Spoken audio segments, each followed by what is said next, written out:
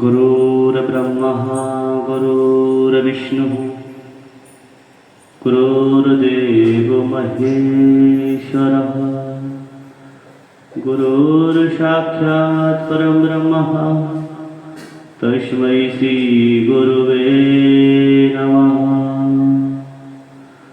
सच्चिदानन्दरूपाय विष्णुर्पत्यादिहेतवे तापत्रे विनाशाय श्रीकृष्णाय वयं नमः। सर्वमङ्गलमाङ्गल्ये शिवे सर्वार्थसाधिके शरण्ये त्र्यम्बके गौरी नारायणी नमोस्तुते। नाम संकीर्तनं यस्य सर्वपापप्रणाशनं प्रणामो दुःखशमनः तं नमामि हरिं परम्।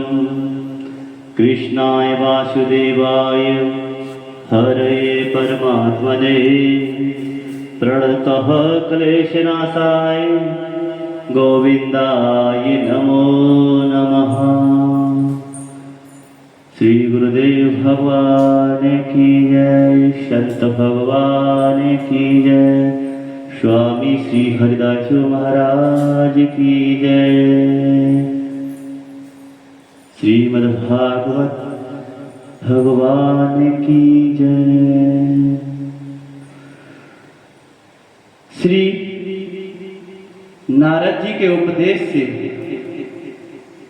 दक्ष पुत्रों की विरक्ति तथा नारद जी को दक्ष का साप। श्री सुखदेव जी कहते हैं, परीक्षित, भगवान के शक्ति संचार से दक्ष प्रजापति परम समर्थ हो गए थे।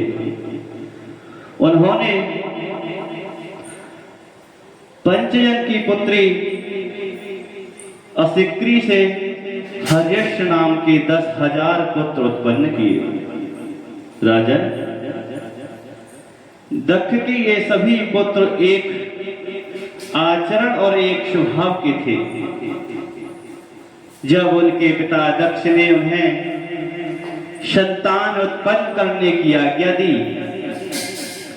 तब वे तपस्या करने के लिए विचार से पश्चिम दिशा की ओर गए। पश्चिम दिशा में सिंधु नदी और समुद्र के संगम पर नारायण सर नाम का एक महान तीर्थ है।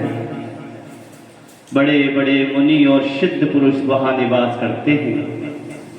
नारायण सर में स्नान करते ही हर्षों के अंतकरण शुद्ध हो गए। उनकी बुद्धि भागवत धर्म में लग गई। फिर भी अपने पिता दक्ष की आज्ञा से बंधे होने के कारण वे उग्र तपस्या ही करते रहे। जब देवर्षि नारद ने देखा कि भागवत धर्म में रुचि होने पर भी ये प्रजा वृद्धि के लिए तत्पर है, तब उन्होंने उनके पास आकर कहा, अरे हर्षो, तुम प्रजापति हो तो क्या हुआ? वास्तव में तो तुम लोग मूर्खी हो। बतलाओ तो, जब तुम लोगों ने पृथ्वी का अंत भी नहीं देखा, तब सृष्टि कैसे करोगे?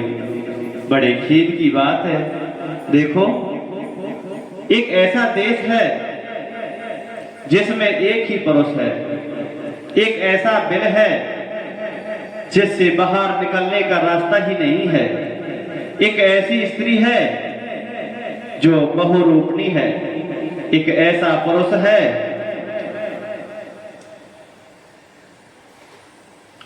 जो व्यभिचारिणी का पति है, एक ऐसी नदी है जो आगे पीछे दोनों ओर बहती है, एक ऐसा विचित्र घर है जो 25 पदार्थों से बना है, एक ऐसा हंस है जिसकी कहानी बड़ी विचित्र है, एक ऐसा चक्र है जो छुरे एवं वज्र से बना हुआ है, और अपने आप भोगता रहता है।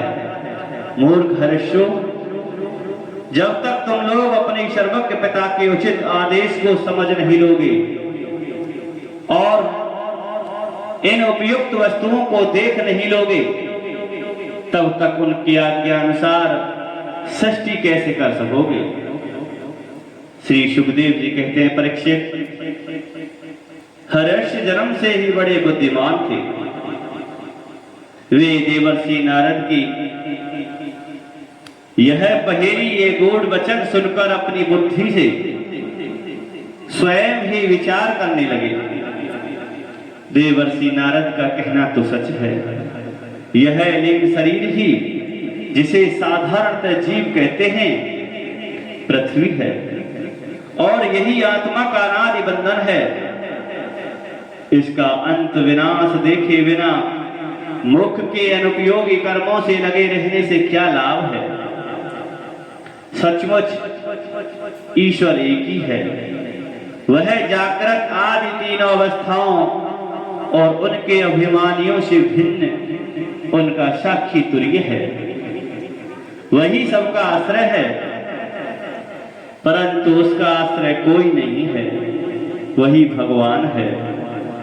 उस प्रकृति आदि से अतीत नित्य मुक्त परमात्मा को देखे बिना भगवान के प्रति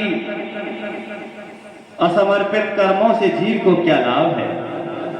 जैसे मनुष्य बिन रूप पाताल में प्रवेश करके वहां से नहीं लौट पाता, वैसे ही जीव जिसको प्राप्त होकर फिर संसार में नहीं लौटता, जो स्वयं अत्यंत ज्योति स्वरूप है, उस परमात्मा को जाने बिना